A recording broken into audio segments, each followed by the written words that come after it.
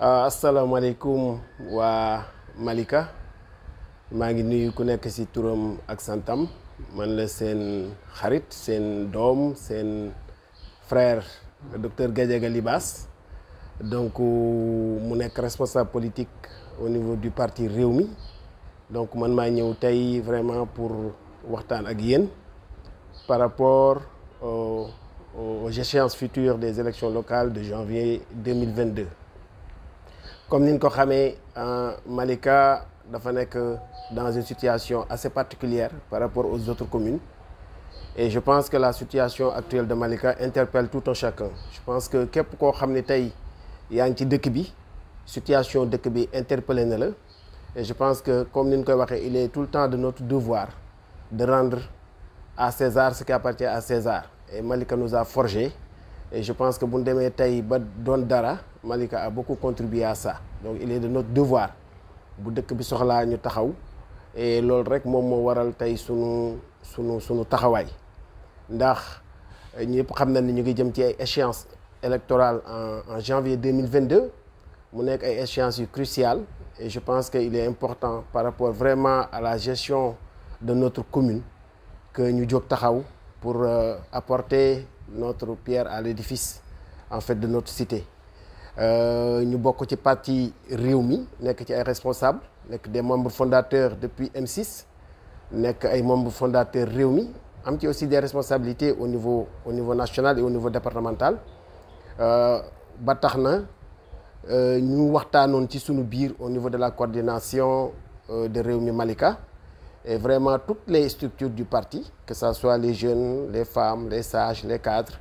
et les militants et sympathisants ñoom ñëpp ñu porter seen choix sur ma modeste personne pour les représenter pour être leur candidat pour les prochaines élections locales donc loolu mu bëggoon vraiment partager ko ak waa Malika yëpp di tàllal ñëpp loxo di leen wax ni je pense que changement jot na et que il est temps aussi de faire un bon choix pour man il faut pas changer juste pour changer mais il faut changer et faire un bon choix. Un bon choix ne signifie pas tout d'avoir juste un bon leader. Ñun li nu nga xam ne sunu principe bi nga xam ne moom la incarné c'est que Malika doit doter d'une équipe municipale avec vraiment des hommes et des femmes à compétences égales, à compétences interchangeables.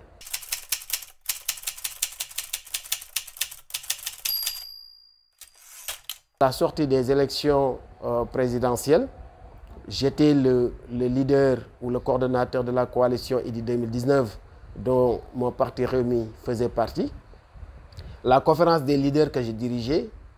d'alors, ñoom ñëpp ils avaient porté leur choix sur ma candidature ni ma il faut nga préparer pour les élections locales de 2022.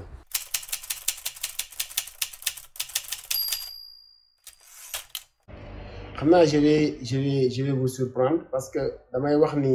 Talla daf fi nekkoon avec un statut de maire dañuy wax ni aussi tout ce qui est la décentralisation a été dynamique depuis tout ce temps c'est vrai qu'il y a un certain moment Malika commune d'arrondissement la woon donc avec un budget limité qui permettait pas certainement de faire beaucoup de choses mais quoi qu'on puisse dire il y a toujours le partenariat quand même qui permettait à certaines communes, à certains maires de pouvoir tirer comment dire, leur épingle du jeu en allant chercher des partenaires def ay investissement ci seen commune. Malheureusement gis nañ ne Malika loolu lépp amu fi donc beneen bi mooy Talla c'est notre frère hein parce que damay wax ne Malika benn bopp la kenn mënu ko xar ñaar man mii di wax ak yéen c'est un frère sur les deux côtés du côté de mon père et du côté de ma mère même si sur le plan politique bokk na ay principe baneen bi mooy ñun ñëpp le bilan de Malika moom je pense que même xale bu ndaw sax boo ko jëlee mën na ko def et je pense que quand même nit ki fu mu toog 20 ans yaakaar naa ni doy na d'autant plus que bu xoolee ci ginnaawam gis ñu mel ni ñun ñu nekk des leaders affirmés et moom xam na les compétences yi nga xam ne moom moo nu abrité et que mu xam ne mën nañu gérer la commune je pense que il est temps comme ni ko ñenn ñi waxee mu dem noppalu vraiment il est fatigué peut-être ay nit ñoo ko sonal bëgg ko teg pression pour mu briguewaat comme il le dit un 4e mandat, mais je pense que doy na. Moi vraiment je le conseille à ce que mu xool ginnaawam xam ne am na ay rakk yu mat rakk mag ñi nee nañ boo amee doom mu màgg ba mën a sol sa dàll donc yow tamit da ngay dem noppal ko ji. Donc vraiment moi je l'appelle. Donc le bilan on le voit, c'est un bilan, moi je dirais pas catastrophique, mais un bilan négatif parce qu'il y a beaucoup de choses yu ñu waroon a mën a def Malika malheureusement defu ko, et souvent on entend souvent des scandales notamment sur le foncier, et ce sont des choses yoo xam ne dafa ternir au-delà de l'équipe municipale, dafa ternir même l'image de la commune de Malika.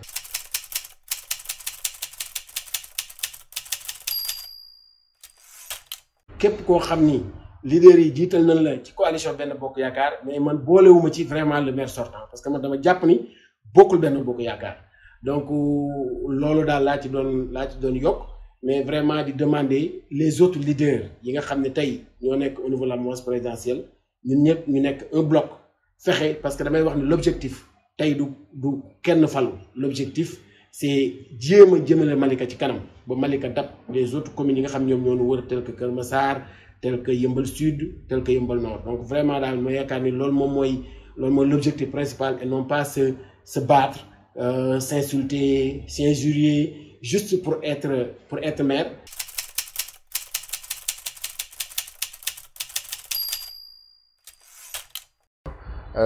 Mot d'ordre bi mooy action mooy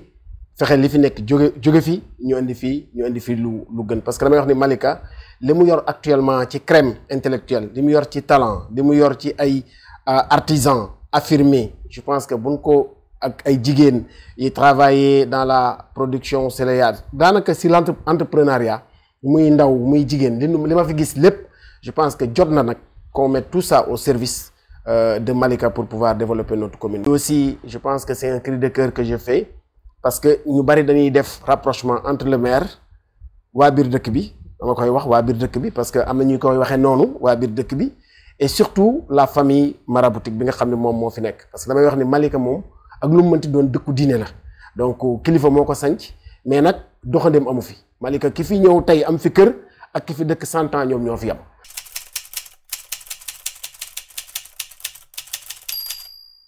bi mooy Malika ñun ñëpp gis nañ tey scandale foncier bi ni mu mel, et tey kër goo dugg ay jeunes yu nga fa amuñu fu dëkk. ñun ñii tey si on fait pas attention sunu doom yi ak sunu sët yi duñ dëkk Malika, parce que les gens sont en train de brader vraiment li nga xam moom moo fi des muy une richesse, parce que tey boo jëlee pétrole li baril bi di jar, boo jëlee fii suñ benn mètre carré li muy jar moo këpp, et ça c'est une richesse, et ça peut permettre vraiment à développer Malika. moo tax loolu lu ñu war a préserver la, mais son utilisation doit être très rationnelle, c'est-à-dire que on peut permettre aux jeunes de Malika ku nekk am foo dëkk, maanaam même buñ la ko dul may dina la ko yombalal ba nga xam ne tey da nga am foo dëkk, mais beneen bi aussi on doit essayer d'attirer des investisseurs qui permettent, waxuma nag investisseur boo xam ne day ñëw jël sa hectare yu bëri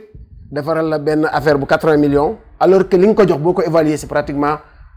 ay 8 milliards. Je pense que koo jox 8 milliards il pouvait mettre quand même un investissement au moins 5 milliards, d'autant plus que gis nañ li fi am. moo tax vraiment pour éviter cela, je pense que la prochaine équipe municipale travaillera sur ça, xool les partenaires yi nga xam moom lay choisir, ñan lay liggéeyal, vraiment le partenariat gagnant-gagnant, mettre vraiment Malika au devant, bañ a jiital vraiment nos intérêts crypto personnels. Beneen bi aussi ñu bañ ni rek conseil municipal la dan maa war a may terrain, conseil municipal dama dëgg la, le conseiller c'est du bénévolat, maanaam amoo salaire. Même le maire c'est avec Abdoulaye Wade que Abdoulaye Wade a octroyé des salaires au maire. Donc comme bénévolat la, nangu nan yaa ngi ñëw di sonnal cette commune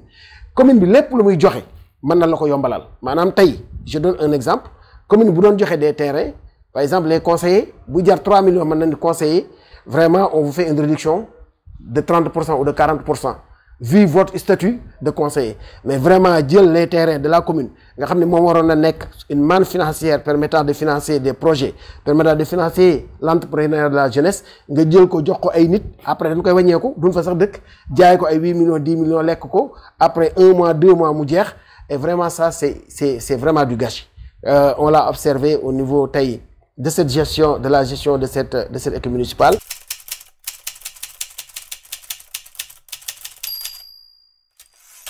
Malika Live et K7 TV, je pense que de loin, j'ai vu vraiment la qualité du travail.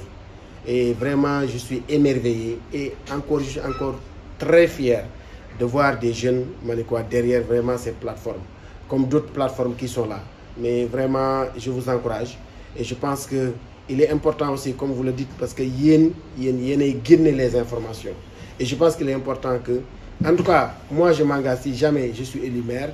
de continuer à travailler avec vraiment de telles plateformes qui permettra de mettre en valeur les réalisations de notre commune.